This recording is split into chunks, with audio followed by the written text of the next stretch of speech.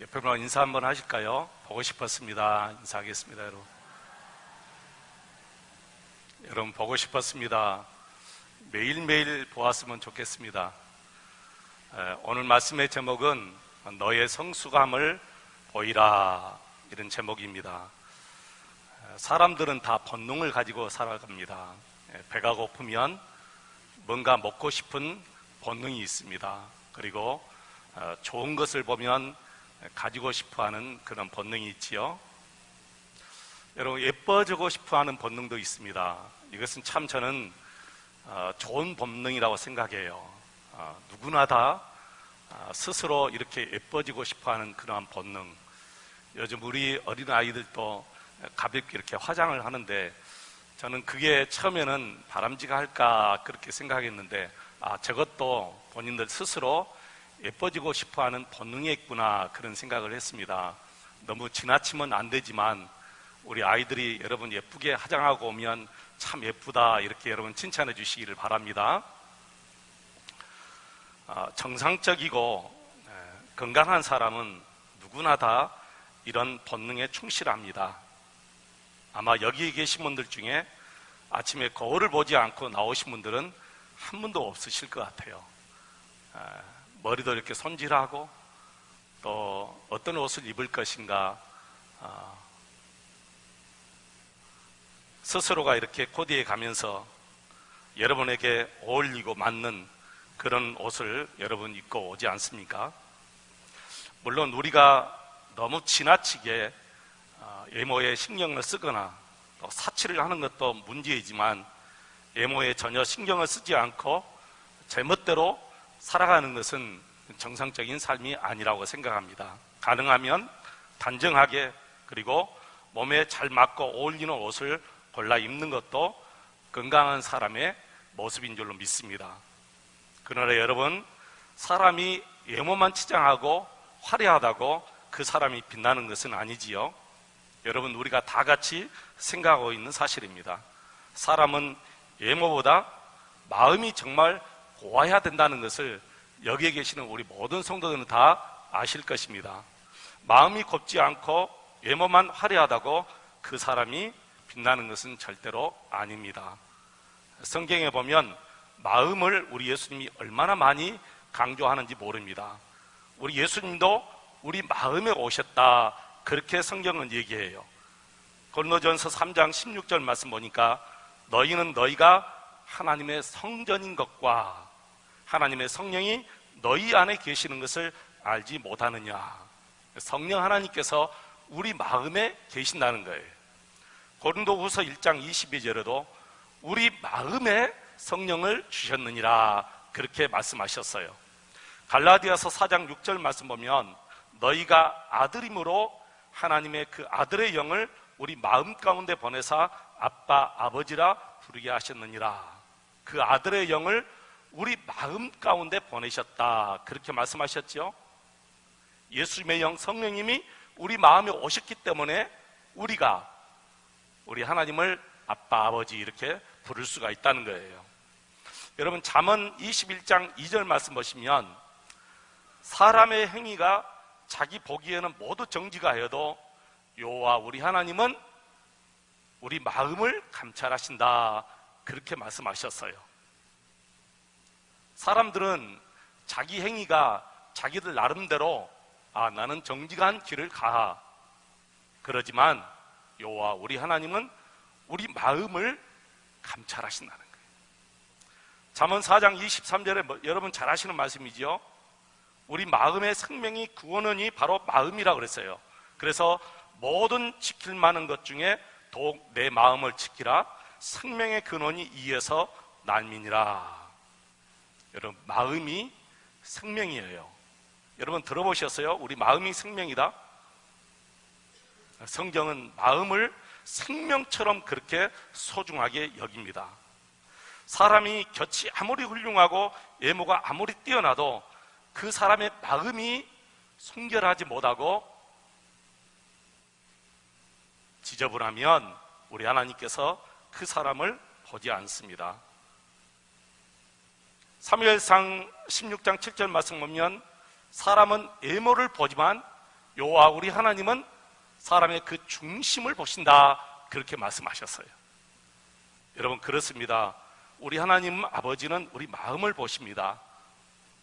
여러분의 세상 모든 스펙을 보지 않고 우리 마음을 보신다는 거예요. 내 마음이 정말 깨끗하고 정직하느냐, 이것을 우리 하나님께서 우리에게 보시는 거예요. 여러분, 사울 왕을 왜 하나님이 버리시고 다윗을 이스라엘 왕으로 세우셨지요? 사울 왕은 이미 세상 모든 탐욕으로 그 마음을 가득 차버렸기 때문에 그 마음이 이미 더러워졌어요. 온통 자신밖에 모르고 세상의 모든 탐욕이 가득 차 있었어요. 그래서 우리 하나님은 사울 왕을 버리고 다윗이 정직하고 순결하고 그리고 깨끗하기 때문에 우리 하나님이 다윗을 이스라엘 왕으로 세우신 줄로 믿습니다. 여러분, 오늘 본문 7절 말씀 다시 한번 읽어보실까요? 우리 7절 다 같이 한번 읽겠습니다. 망령되고 허탄한 신화를 버리고 경건에 이르도록 내 자신을 연단하라. 망령되고, 이 말은 불필요한 말, 잡스러운 말, 신화는 불필요한 논쟁거리, 이런 것들을 다 버리고 경건에 이르도록 내 자신을 연단하라 했는데, 연단은 훈련하라 그 말입니다. 자신을 쳐서 계속해서 복종시키라, 하나님만 빨리 복종시키라, 그 말씀이죠. 여러분, 경건은 세상의 모든 더러운 것들을 다 벗어버리고 내 깨끗한 마음과 정결한 마음으로 하나님과 관계를 맺고 사는 것이 경건이라는 거예요. 우리는 가끔 경건을 오해합니다. 조용하고 그리고 점잖은 것이 경건이다, 이렇게 오해하는데, 여러분, 이것은 착각이에요. 정말 조용하고 점잖은 사람들은 저 산속 보면은 절간에 가면 참 많습니다. 정말 조용합니다. 경건해요. 보면 우리 하나님께서는 그게 경건이라고 말씀하지 않아요. 경건은 뭐냐? 깨끗하고 정직하고 순결한 마음으로 하나님과의 관계를 맺고 사는 것이 경건이다, 그렇게 얘기합니다. 세상은 언제나 예모를 나타냅니다. 세상 사람들은 언제나 겉으로 드러난 것으로 그 사람을 판단합니다. 그러나 우리 주님은 예모로 사람을 판단하지 않고 그 중심을 보신다, 그렇게 말씀하셨어요. 그래서 오늘 바울 사도가 우리더러 그 경건을 연단하라, 훈련하라, 계속해서 훈련하라. 여러분, 이 훈련이라는 말과 관계되는 구절들이 이 짧은 본문에 여러분 5번이나 나오는데, 10절에 보면 이를 위하여 우리가 수고하고 힘쓰는 것은 그랬어요. 여러분, 훈련할 때 힘쓰고 애쓰잖아요. 그리고 12절에 보면 믿는 자에게 본이 되라, 그렇게 말씀하셨죠. 본이 될 만큼 훈련해 나가는 거예요. 13절에 보면 그 일에 전념하라, 그렇게 말씀하셨어요. 그리고 15절에 보면 전심전력하라고 말씀하셨고요. 16절에 보면 이 일을 꾸준히 계속하라, 그렇게 말씀하셨습니다. 경건, 즉 하나님 앞에서 우리 마음을 깨끗이 하고 정직하게 하고 순결하는 일에 온 힘을 쏟고 그 일에 우리로 하여금 힘쓰고 애쓰고 전심전력을 다하라는 거예요. 사람들은 왜 예모에 그렇게 신경을 쓰면서 마음은 그렇게 신경을 쓰지 않는지 모르겠습니다. 우리가 예모에 신경 쓰듯이 마음에도 그렇게 신경을 쓴다면, 아니 그 절반만이라도 마음에 신경을 쓴다면 우리 하나님께 얼마나 큰 복을 누리고 살겠습니까? 우리는 가끔 가정에 어려움이 오고 환란이 오면 그걸 재앙이라고 생각합니다. 근데 우리 하나님께서는 무엇을 재앙이라고 생각할까요? 여러분, 구약성경 미가서 7장 1절로 2절 한번 같이 한번 읽어보시겠습니다. 구약성경 미가서 7장 1절로 2절 같이 한번 읽겠습니다. 재앙이로다 나여, 나는 여름 과일을 딴 후와 포도를 거둔 후 같아서 먹을 포도송이가 없으며 내 마음에 사모하는 처음 익은 무화과가 없도다. 경건한 자가 세상에서 끊어졌고 정직한 자가 사람들 가운데 없도다. 무리가 다 피를 흘리려고 매복하며 각기 그물로 형제를 잡으려 하고. 무엇이 재앙이냐? 경건한 자가 세상에서 다 끊어졌다, 정직한 자가 없어졌다는 것이 재앙이라는 거예요. 저는 우리나라 재앙이 정말 모든 정치인들과 경제인들, 이 모든 분들이 정직하지 못하게 일하는 것을 재앙이라고 생각합니다. 분명히 우리 하나님께서 그렇게 말씀하셨어요. 뭐가 재앙이냐? 어려움이 재앙이 아니라는 거예요. 왜 그 어려움이 왔느냐는 거예요. 재앙은 우리가 하나님 앞에 정직하지 못하고 경건하지 못하는 것이 정말 큰 재앙이라는 거예요. 여러분, 한 번만이라도 그렇게 생각해 보신 적이 있습니까? 내 몸에 질병이 오는 것이 재앙입니까? 내 사업이 조금 잘못되는 것이 여러분 재앙이고, 내 자녀들이 잘못되는 것이 재앙입니까? 그런 것은 재앙이 아니에요. 그런 것들은 얼마든지 하나님께서 바꾸면 바꿀 수가 있습니다. 진짜 재앙이 뭐냐? 하나님 앞에 경건이 끊어진 것이 재앙이고 정직하지 못한 것이 재앙이라는 거예요.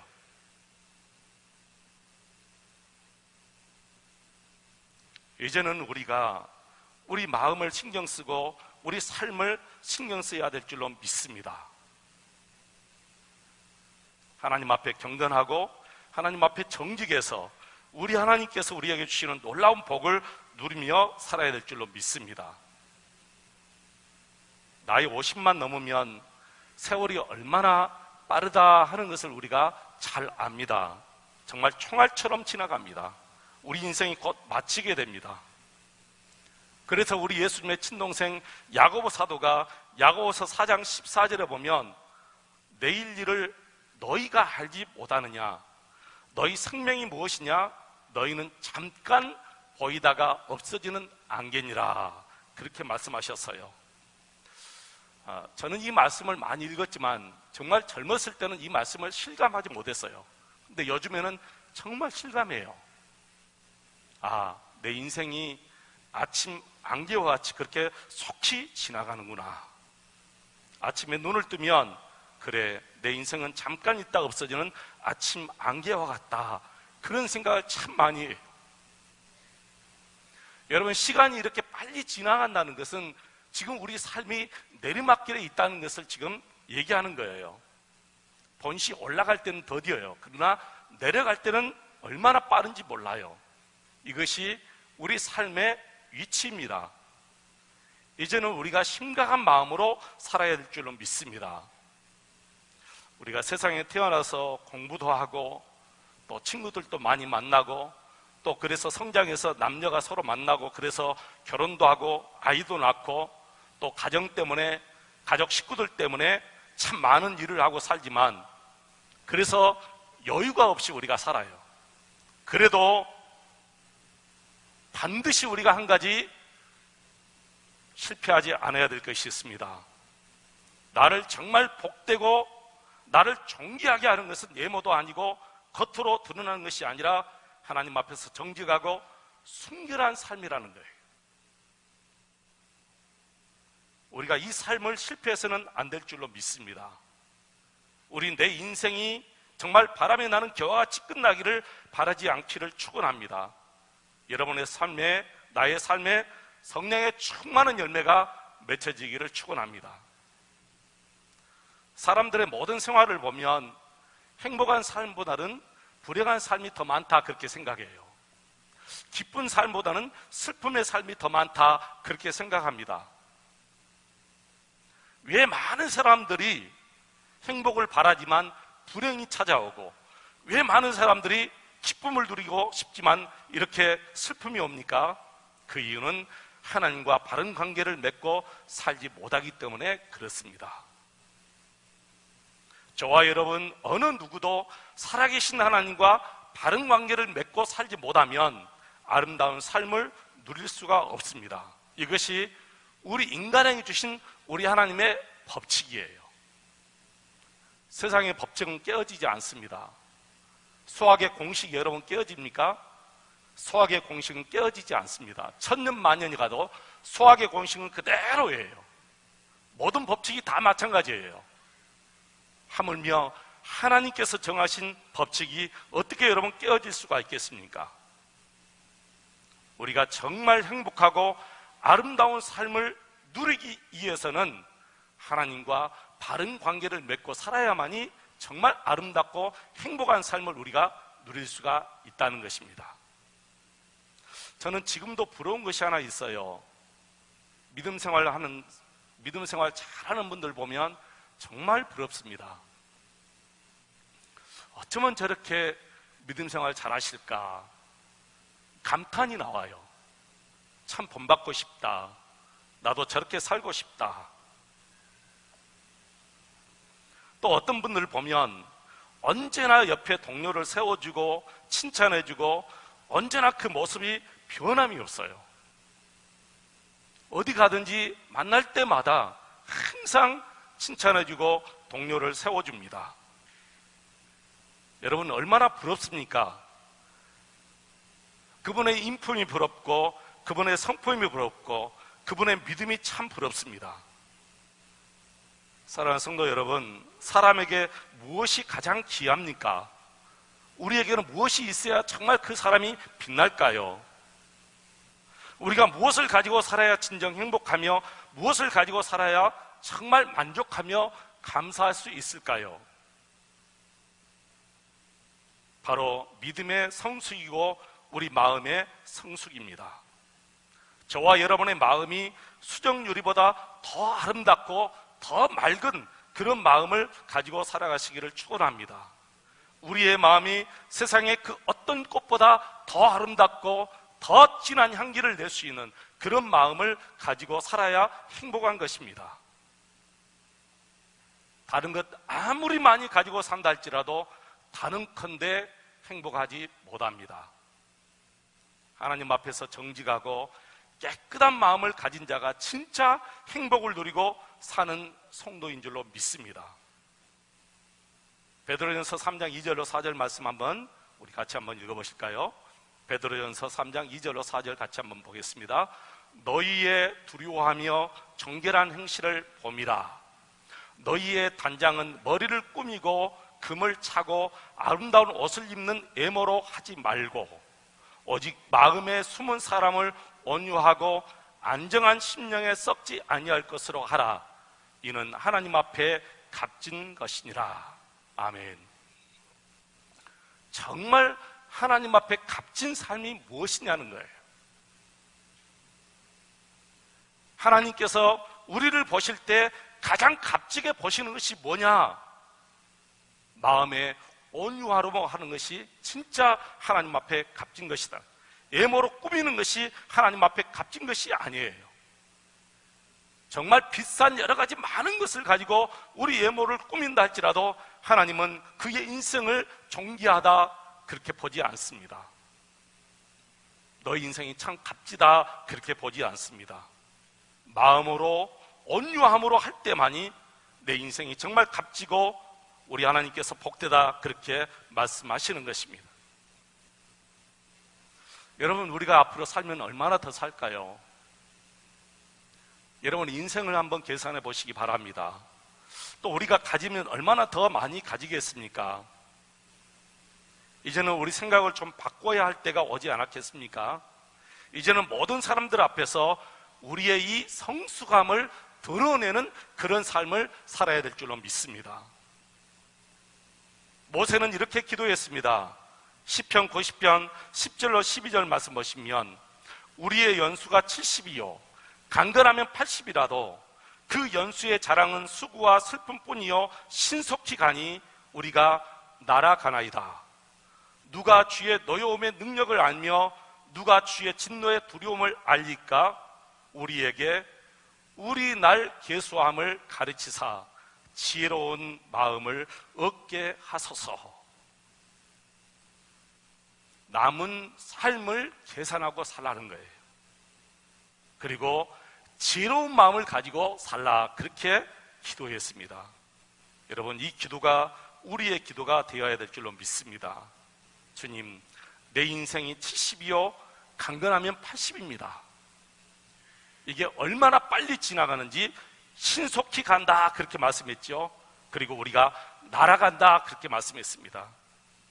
아마 그 당시에 총알이 있으면 총알처럼 날아간다 그렇게 표현했을 것 같아요. 근데 이 말씀을 기록할 당시에는 총알이 없으니까 신속히 간다, 우리가 날아간다 그렇게 표현한 것 같아요. 그 당시에는 새들이 나는 것을 빨리 간다 그렇게 생각한 것이죠. 여러분, 우리의 날 70, 80 총알처럼 지나갑니다. 이제는 남은 우리 날을 계산하면서 살아야 돼요. 그리고 지혜로운 삶을 살라 그렇게 말씀하신 줄로 믿습니다. 언제나 천년 만년 살 것처럼 아무것도 준비하지 않고 살다가 어느 날 갑자기 우리 주님께서 부르시면 정말 사시나무 떨듯이 그렇게 떨지 마시고 주의 품에 담대하게 안길 수 있는 저와 여러분 되시기를 축원합니다. 지금 우리 주님께서 우리를 부른다 할지라도 떨지 않고 담대하게 주님 품 안에 설 수 있는 저와 여러분 되시기를 축원합니다. 오늘 본문 15절 말씀 다시 한번 읽겠습니다. 15절 말씀 같이 한번 다시 한번 읽겠습니다. 이 모든 일에 전심전력하여 너의 성숙함을 모든 사람에게 나타나게 하라. 아멘. 너의 성숙함을 전심전력을 다하여 모든 사람에게 드러내라는 거예요. 여러분, 무엇이든지 노력하지 않고서는 불가능합니다. 아무리 먼 길도 일단 첫 발을 디디면 시작하게 되는 거예요. 어렸을 때 학교 갔다 오면 논에 가자, 밭에 가자, 논에 가서 벼를 베고 그리고 밭에 가서 보리를 비면 제가 딱 가자마자 그래요. 어머니, 이 많은 것을 언제 다 벼요? 그러면 저희 어머니 하는 말이 눈은 언제나 게으르단다. 눈은 언제나 게으르단다. 근데 일단 시작하면 늘 이렇게 지나온 그 배원 지나온 뒤를 봐요. 그러면 조금씩 계속해서 이렇게 많아져요. 경건의 훈련을 하라 그렇게 말씀하셨습니다. 믿음도 훈련입니다, 여러분. 경건 생활은 훈련이에요. 훈련하지 않고서는 우리의 믿음이 성숙해질 수 없고 우리 경건이 성숙해질 수가 없어요. 계속해서 훈련해야 됩니다. 절제하는 훈련도 해야 돼요, 여러분. 인내하는 훈련도 해야 됩니다. 겸손한 훈련도 해야 됩니다. 이런 것이 그냥 주어지는 것이 아니고요. 어떤 분은 바로 태어날 때부터 그걸 가지고 나왔습니까? 그렇지 않습니다. 계속해서 하나님의 말씀을 받고 하나님의 말씀을 읽으면서 훈련해 나가는 거예요. 처음부터 어떤 사람은 옆에 동료를 그렇게 세워주겠습니까? 훈련하니까 그렇게 되는 거예요. 말도 마찬가지입니다. 좋은 말을 계속해서 훈련하면 좋은 말을 하게 돼요. 나쁜 말을 계속해서 해보시기 바랍니다. 나쁜 말을 계속해서 하게 되는 거예요. 기도 생활도 훈련입니다. 전도하는 것도 훈련입니다. 모든 것이 다 훈련입니다. 훈련하지 않고는 그게 습관이 되지 않는 거예요.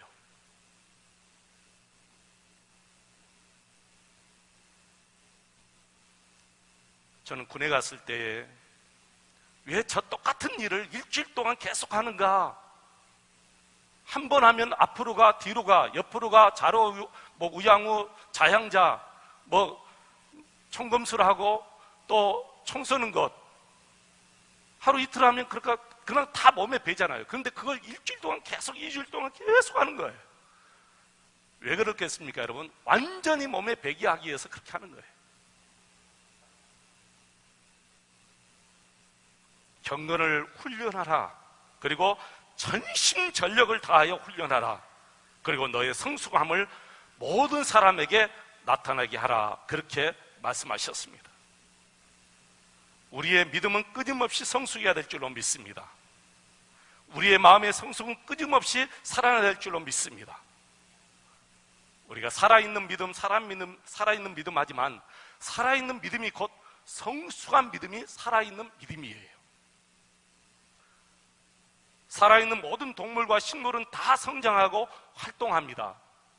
죽어 있으면 성장하지 못하고 활동하지 못해요. 1년도 2년도 가만히 있는 것은 그건 죽은 거예요. 우리의 믿음도 마찬가지예요. 1년이 2년이고 3년이고 가만히 있으면 죽은 믿음이라고 분명히 야고보 사도가 말씀했어요. 나무도 자라나야 살아있는 나무예요. 물도 계속 흘러야만이 살아있는 물이지 고여있는 것은 죽은 믿음, 죽은 물이에요. 곡식도 열매를 맺어야지 열매를 맺지 않으면 죽은 것입니다. 의심할 수 없는 사실이에요. 사랑하는 성도 여러분, 우리 마음이 정직하고 믿음의 성숙함이 있다면 우리 하나님께서 다른 것 다 책임져 주십니다. 우리가 이 경건 훈련에 힘써야 될 줄로 믿습니다. 잠언 14장 11절 말씀 보시면 악한 자의 길은 망해겠고 정직한 자의 구원은 흥하리라 그렇게 말씀하셨어요. 악한 자의 집은 다 망하지만 정직한 자의 집은 반드시 하나님께서 흥하게 하시겠다는 거예요. 이사야 26장 7절 말씀에는 뭐라는 줄 아십니까? 의인의 길은 정직함이요 정직하신 주께서 의인의 첩경을 평탄케 하여 주신다 그렇게 말씀하셨습니다. 저와 여러분 올 한 해 정말 성숙한 한 해가 되시기를 축원합니다. 우리의 성숙함을 모든 주위 사람들이 볼 수 있을 정도로 우리의 성숙함을 훈련하고 드러내는 그런 삶을 살아가시기를 주 이름으로 축원을 드립니다.